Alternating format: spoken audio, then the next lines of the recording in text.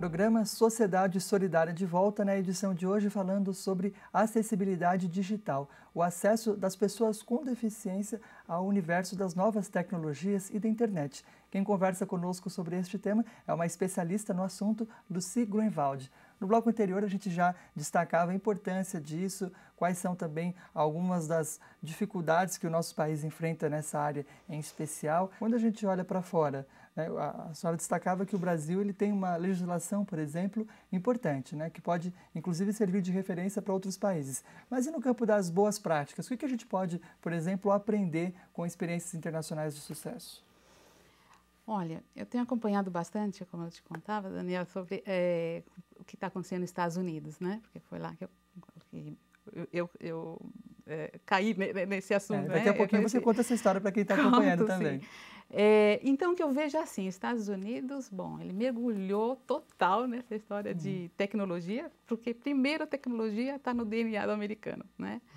E depois por vários motivos também, né? E um que é interessante, o que puxou muito essa história da acessibilidade digital, é a questão dos veteranos de guerra, né? Então, é o país que manda seus jovens para a guerra e quando voltam com deficiência, às vezes físicas, às vezes mentais, né? Com traumas, e de repente a sociedade não está mais preparada para ele não consegue mais trabalhar, ele não consegue mais estudar.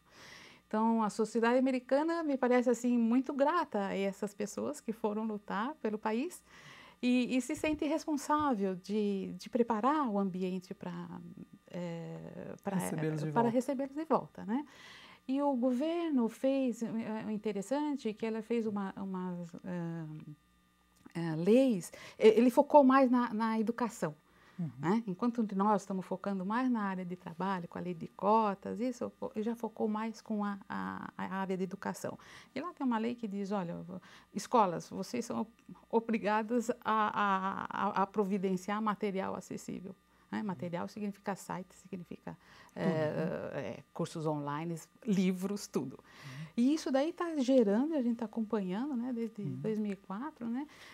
E, assim, o governo não é que só dá a lei, mas ele coloca instituições, dá dinheiro para instituições para produzir material, para divulgar, para fazer congressos, né? Então, vários congressos nos Estados Unidos sobre isso, né? E a coisa está crescendo bastante, né? Bom, então, eu vejo, assim, os Estados Unidos liderando de longe. Depois você vê os países de língua inglesa, né? Também, talvez por consequência, Inglaterra, Austrália, exato, a Europa, né?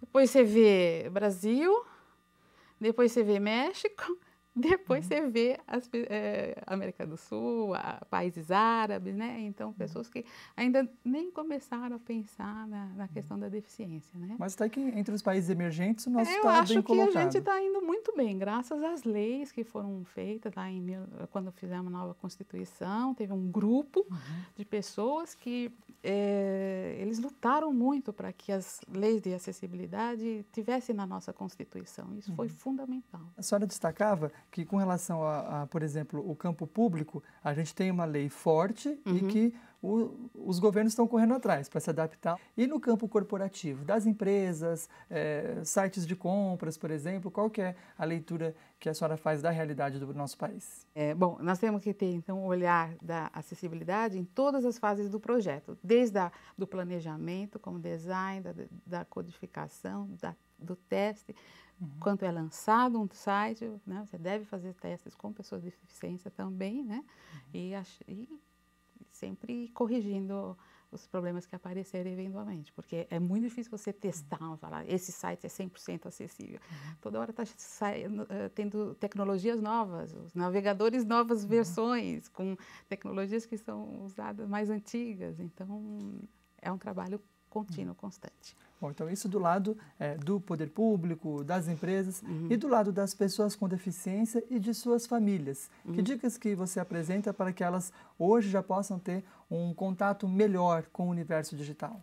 Bom, o primeiro ponto é você saber qual é o apoio que você precisa, né?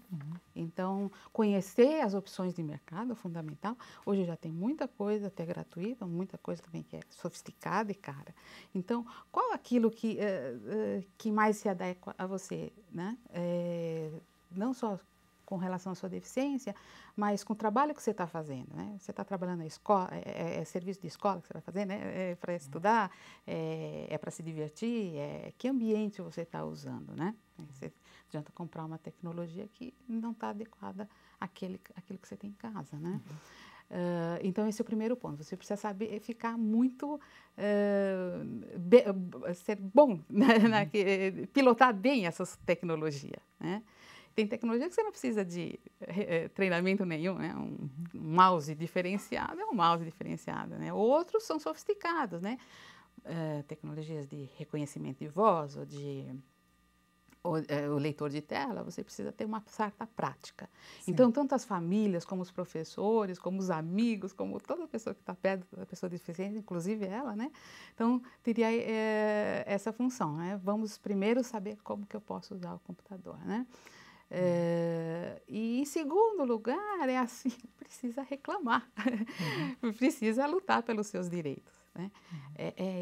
Não é raro a gente conversar com um empresário e ele diz assim, olha, Lucia, o que você está falando é muito legal, entendi tudo, acho que você está certa, mas eu não vou fazer nada, não tem ninguém reclamando, acho que não tem ninguém precisando, né? Então, também a gente precisa reclamar. Bom, Lucia, como você, pela experiência de trabalhar com esse tema já há tantos anos, se sente ao participar de um processo como esse, de tornar mais acessível o conteúdo riquíssimo que está na internet para todas as pessoas? Queria até que você contasse para a gente o seu histórico de envolvimento com essa causa, que a gente ficou devendo, inclusive, para quem está acompanhando o programa. Eu não tenho contato com pessoas com deficiência na família, nem não tinha, né? E até que eu fui fazer cursos de atualização web nos Estados Unidos e eu acabei encontrando o primeiro curso sobre acessibilidade na web. Era em Washington, o governo chegou para a escola e disse, olha, prepare profissionais, porque agora nós temos uma lei de acessibilidade e os sites do governo são acessíveis e não temos profissionais. E aí eu tive a oportunidade de começar e fazer esse curso. Foi o primeiro curso de Montgomery e nós éramos só 6 no curso, né? E foi a primeira vez que eu ouvi o leitor de tela falando, que o professor meio atrapalhado colocou lá. Eu falei, nossa, que fantástico, né? Se nós colocarmos a pessoa com deficiência com o computador e com a internet, né, a gente consegue mudar a vida dela, né? Então foi a paixão, assim, de primeira vista. E que permanece. E que permanece, e permanece. Então eu continuei, fiz mais alguns cursos, voltei para o Brasil, não encontrei muitas pessoas trabalhando com isso, então continuei fazendo curso nos Estados Unidos, encontrei um professor, um senhor, que até hoje, ele tem mais de 80 anos, ele é cego, e começou a dar cursos excelentes, e dá muitos webinars, e eu comecei a segui-lo, né? Fiz todos esses cursos, voltei nos Estados Unidos, conheci, nos encontramos em congressos, né? E eu acho que a inclusão da pessoa com deficiência é um problema de toda a sociedade, né? Cada um na sua profissão pode fazer a sua parte. Assim como vocês estão fazendo aqui, né? Comunicando, passando informações, né? Com audiodescrição, closed caption. É fantástico. Dá o exemplo, né? Da motivação, ver que é possível, né? Eu, da minha parte, como profissional de TI, o que eu tenho feito é assim, tentado entender, tentado acompanhar o que acontece no mercado e tento passar de uma forma menos técnica possível para que mais pessoas possam entender, e eu acredito muito nessas possibilidades. Bom, Lucia, agradecemos em nome da LBV pela sua presença aqui hoje, trazendo essas orientações, essas informações tão importantes, e dizer que isso também é solidariedade, que inspira o programa Sociedade Solidária. Para que construamos uma sociedade mais justa, precisamos fazer o que estiver ao nosso alcance para que todos tenham seus direitos respeitados. Na revista Boa Vontade e Desenvolvimento Sustentável, uma publicação especial da Legião da Boa Vontade, dirigida aos países que fazem parte da ONU, o diretor-presidente da LBV, o jornalista Paiva Neto, falou justamente a respeito do tema que nós debatemos hoje, a questão da tecnologia e da importância dela para nós alcançarmos o desenvolvimento sustentável.